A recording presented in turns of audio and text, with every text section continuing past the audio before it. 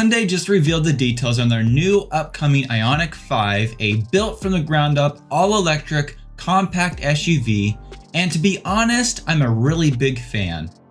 Let's discuss the details of this brand new, all-electric SUV from Hyundai, and also discuss how it compares to the popular Tesla Model Y. I'm Jonathan, and welcome to Cleanerwatt.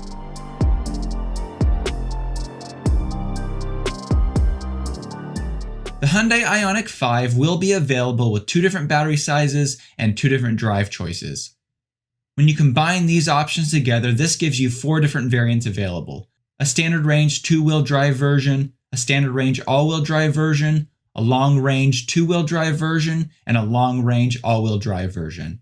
In the North American market, the long range version will come with a larger 77.4 kilowatt-hour battery pack as compared to the non-North American version, which will get a 72.6 kilowatt-hour pack.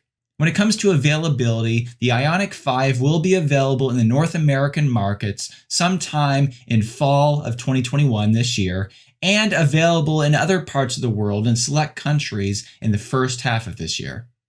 When it comes to the exterior, the IONIQ 5 has a retro-inspired design with a very distinctive angular design. The front bumper includes a V-shaped, integrated daytime running light feature for a unique, unmistakable front light signature. Also, the front includes very nice looking squared off LED pixel headlights that also add both form and function to this vehicle. For aerodynamic efficiency and to maintain a clean style, the door handles are also flush with the side of this SUV. One of the features that I'm most excited to see is the fact that you can equip the IONIQ 5 with an optional solar roof, which according to Hyundai can prevent battery discharge while providing additional driving range. It seems like every angle of this car provides unique and interesting lines and design features, and also in my opinion, it looks good from practically every angle. Overall, I'm a big fan of the exterior style of the IONIQ 5, and I'm also really happy that they stuck very closely to the concept that they revealed earlier that they built this car off of. It's refreshing to see this great forward-thinking design from Hyundai.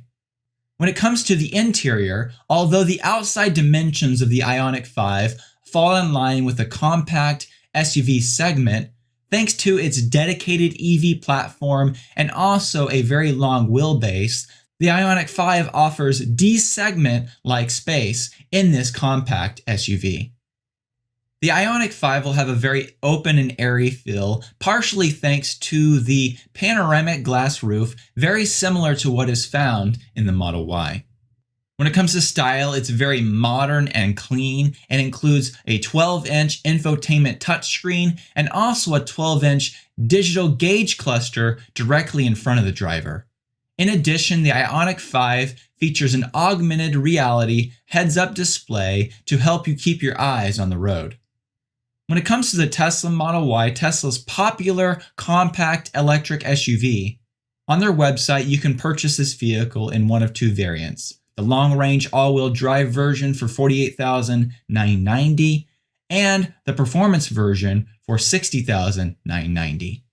Also, technically off-menu, you can purchase a standard range version of the Model Y for $41,990. The interior of the Model Y is of course very similar to what is found in the Model 3. It has a 15-inch center display which controls most of the functions of the vehicle, a really unique climate control system, a built-in wireless charging pad good for 2 phones, and when it comes to the multimedia experience in the Tesla Model Y, no one comes even close. Tesla has equipped the Model Y with a very premium sound system, and also they include built-in video games and video apps like YouTube and Netflix. The Model Y also includes a full web browser, and as you're driving, it shows driver visualizations of your surroundings. As we've mentioned in past videos, the seats of Tesla's vehicles are extremely comfortable, and like the IONIQ 5, the glass panoramic roof makes the inside feel very spacious and open. When it comes to a side-by-side technology and feature comparison, as you can see on this chart, each vehicle has some features that the other vehicle does not. It doesn't appear like the IONIQ 5 will have a power liftgate, but I couldn't confirm this 100%. A power liftgate does come standard with the Tesla Model Y. Both vehicles have driver's assist safety features built in. When it comes to heated seats, the IONIQ 5 has front heated seats available, but the Tesla Model Y has front and rear heated seats. Both vehicles offer heated steering wheels and wireless charging pads for your phone. However, Tesla also offers a 7-seat configuration for an extra $3,000, whereas the IONIQ 5 is simply a 5-seater.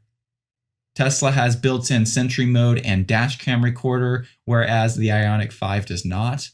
However, there are two really useful features that are found on the IONIQ 5 that are not available on the Model Y. The first of those is the vehicle to load, pretty much making the battery in the IONIQ 5 able to charge either another vehicle potentially, or devices that you can plug in while you're camping or on a trip or something like that. The IONIQ 5 also includes a heads-up display, as we mentioned earlier. When it comes to a passenger and cargo comparison, I think it's first important that we look at the exterior dimensions of the vehicles and compare those. The IONIQ 5 is pretty close in size to the Model Y. However, in every dimension except for the wheelbase, the Model Y is slightly larger. The IONIQ 5 should be capable of towing around 3,500 pounds, which should match the towing capacity of the Tesla Model Y. However, the Model Y has more max cargo volume and also has the option to seat up to 7 passengers, as we mentioned a few minutes ago. When it comes to a performance comparison, the IONIQ 5 will have decent performance numbers, and the long-range all-wheel drive version will be able to go 0 to 62 miles an hour pretty much in the same time as the long-range all-wheel drive Model Y. However, when you move to the performance version of the Model Y, it's a different story. The Model Y in both variants also has a higher top speed. Now, when it comes to a range comparison of the IONIQ 5 versus the Model Y, for the IONIQ 5, we have to do some estimations because, as I mentioned earlier, the North American long-range version of the vehicle has a slightly larger battery pack than elsewhere in the world. The range estimate that Hyundai provided was 470 to 480 kilometer range for the long-range two-wheel drive version equipped with a 72.6 kilowatt-hour pack. Based on my estimates, according to the WLTP cycle, the IONIQ 5 long-range two-wheel drive version, I believe, will get rated somewhere around the 310-mile range mark. I expect the IONIQ 5 standard range version to be somewhere in the 230-mile range mark. So from this data, it appears like Tesla will easily beat the range of the all-wheel drive versions of the IONIQ 5 when we actually get those official numbers. However, it will be interesting to see if real-world tests prove differently. When it comes to charging speed, the IONIQ 5 is very impressive. According to Hyundai, the IONIQ 5 can charge from a 10% state of charge to an 80% state of charge in around 18 minutes. And based on my range estimates, the IONIQ 5 should be able to add somewhere around 217 miles of range in this time. According to evdatabase.org, the Model Y long-range all-wheel drive variant can charge from a 10% state of charge to an 80% state of charge in 22 minutes. And according to the WLTP rating, that would mean around 220 miles being added in this 22 minutes. When it comes to how many miles of range are being added per minute of charging, it appears like the IONIQ 5 will slightly beat out the Model Y. When it comes to an autonomous feature comparison, the IONIQ 5 and the Model Y both share very similar safety assist features built in. One of the features, however, that the IONIQ 5 has that the Model Y does not have is a 360 surround view available in the touchscreen. Now, even though these vehicles look very similar when it comes to the basic safety features built in and some of the basic autonomous features, when it comes to full self-driving and full autonomy, the Tesla Model Y is the only vehicle that has all the hardware necessary for full self-driving and the vehicle that should be capable of full self-driving in the future. Here's a summary of how these vehicles stacked up in each one of these key metrics that we discussed. When it comes to technology and features, I gave both the Tesla and the IONIQ 5 the point here because both vehicles offer features that the other vehicle does not. And the Hyundai IONIQ 5 offers several really great features that I wish were found on the Model Y. The Tesla Model Y, however, is the clear leader when it comes to passengers and cargo, performance, and also slightly beats out the Hyundai in range. However, the Hyundai IONIQ 5 does seem to be able to charge slightly faster than the Model Y, but Tesla once again wins on autonomy because their vehicle is going to be capable of full self-driving in the future. So in conclusion, although technically the Model Y won this comparison, the IONIQ 5 was very close in several categories and offers many useful features not available in the Model Y. Also, as I mentioned, I'm a huge fan of the exterior and interior styling of the IONIQ 5, and I could definitely see myself purchasing one of these vehicles sometime in the future.